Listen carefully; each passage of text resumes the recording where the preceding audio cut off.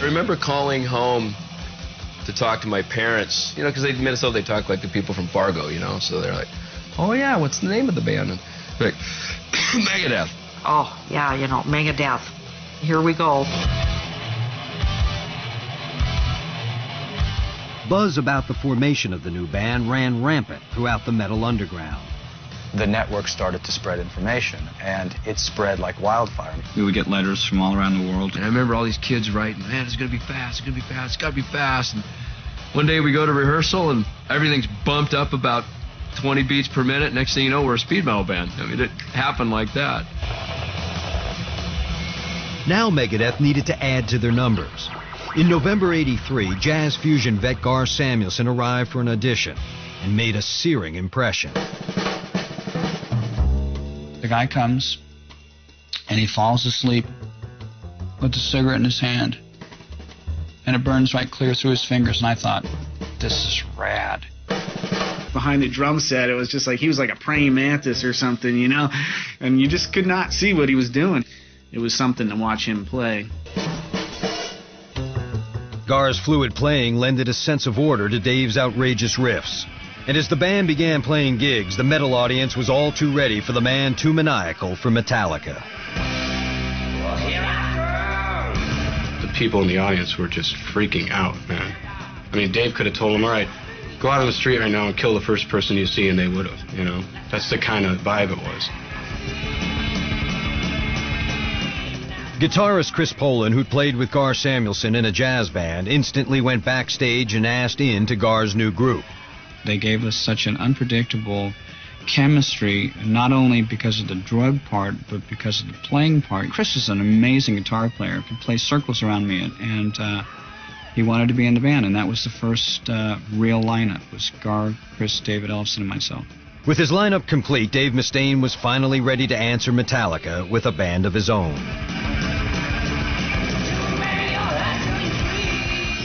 And people were just frantic. I mean, it was just like electricity. I had never seen anything like that. No one ever reacted to music like that. Next, Megadeth on a rampage. It was no bad boy image, man. We were just out of control. We were just, you know, all guns blazing, and at all times, 24/7. And later, Dave Mustaine gives in to the needle. I finally realized that, you know, the jig's up. I've lost this battle. I'll never win.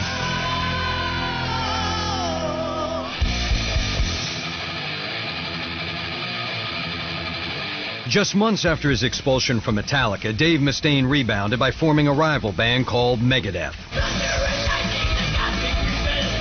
But in the winter of '83, his old bandmates stole his thunder when they released their debut album, Kill 'Em All. I remember the day Kill 'Em All came out, and I listened to it, and I heard the first song, and my stuff was on there. I was fuming because I told them not to use my music. His ex-bandmates maintained Dave said nothing of the kind. Still, Mustaine was now more determined than ever to outmuscle Metallica. He sped up the tempo of Megadeth's assault and made his lyrics even more nihilistic. We're going to do basically what we set out to do, and that's break all the rules and have as much fun while we're doing it as we can. The mission statement was to have the fastest, Utmost heaviest, utmost furious, ultra furious metal band ever. We didn't care about the future. We just wanted to be the most dangerous band on the planet. Then it was in our contract to, you know, to basically break all the laws of God and man, I guess, you know. So that's what we did. From day one, Megadeth's members made danger a personal mission. Mustaine and Ellefson's appetite for self-destruction was matched by Chris Poland and Gar Samuelson.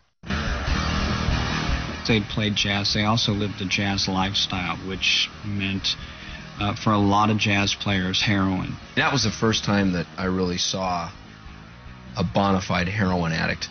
I mean, I was like, we ain't in Kansas anymore, Toto. You want to be great, you had to do heroin. That's straight out of Gar's mouth. And I thought, you know what, I want to be great.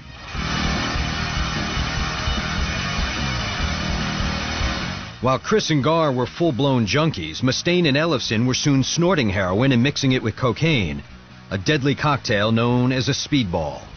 It was great. The heroin helped you come down off the cocaine. Now I knew why everybody did speedballs. I know why they did it. And I forgot that everybody died from it. I forgot that part. It was no bad boy image, man. We were just out of control.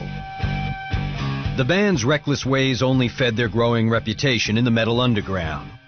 When Megadeth made a demo tape in the summer of '84, it quickly sparked a bootleg bonanza. Within weeks, the tape fell into the hands of New York record exec Barry Coburn. Once I heard the cassette, it was like, wow. You know, I mean, we have another Metallica in our hands. I could have sounded just like Metallica if I wanted to, and I didn't. Megadeth doesn't sound anything like Metallica. It really doesn't. Coburn's Combat Records had financed the label that released Metallica's debut album. He quickly signed Megadeth and rushed the band into the studio. They gave us $8,000 to make the record. We spent half of that on food and dope. Chris would stop in the middle of a take to go into the bathroom to shoot up, and Gar wouldn't show up for hours because he was buying balloons of heroin. And David Ellison and I, we always had our amount that we needed to get by. I would get these frantic calls saying, the studio's a shambles. We've got all this drug paraphernalia here. I mean, it was frightening.